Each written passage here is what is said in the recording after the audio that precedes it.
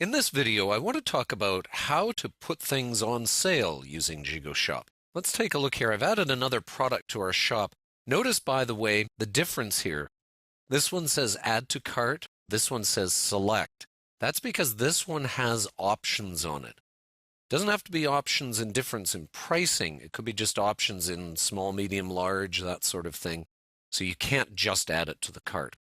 Okay, let's try to put this dinner plate on sale, all right? We go over to our Edit Products. I'm already in there with my dinner plate. I go down here to Product Data, and here's our regular price, $13.99. Notice there's 15% or $19.99. That's actually an instruction. Now, normally programs will make this kind of instruction grayed out a little bit so you don't think, oh gosh, I've got 15% in there or something like that. This one doesn't do that. It's a regular strength text, so just be aware of that.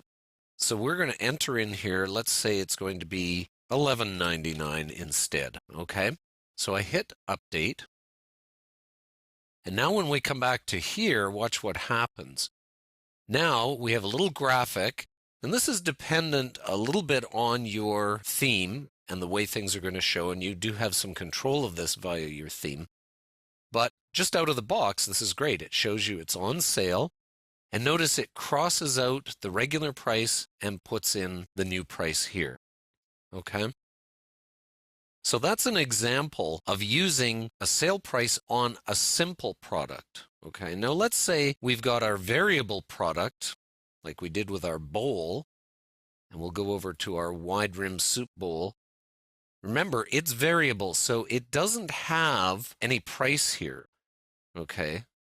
It just says it can be on sale. It does have the on sale date in it, but where's the pricing? Well, it's under variations. Now, I need to, if they're both on sale, let's say both green and blue bowls are on sale, I would have to separately put the sale price in here, okay? So let's do $12.99, and well, let's leave this one. Let's only do one. So let's say you're trying to sell some green bowls here. Only one of them is on sale, though. Let's refresh.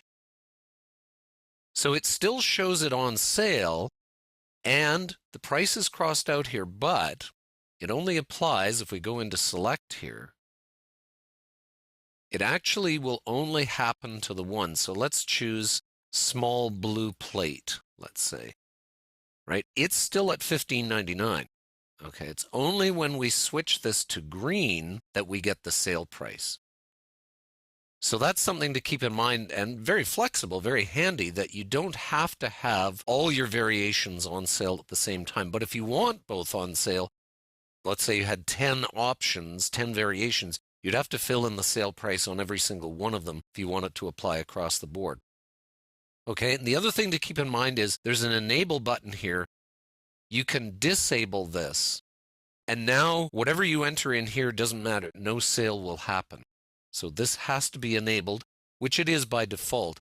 Sometimes people think this enabled applies to the whole option or variation here, but in fact it only applies to the sale price. And then of course the other important feature here is the date. If we go back to General here, so notice here that we only have one date. Okay, we can have multiple sale prices on different options, but we can only have one sale date, and that's the same for both variable and for simple products as well. So you just go in here and it grays out all the previous dates that don't apply. So we can start our sale on the 27th. We could take it into September if we wanted to.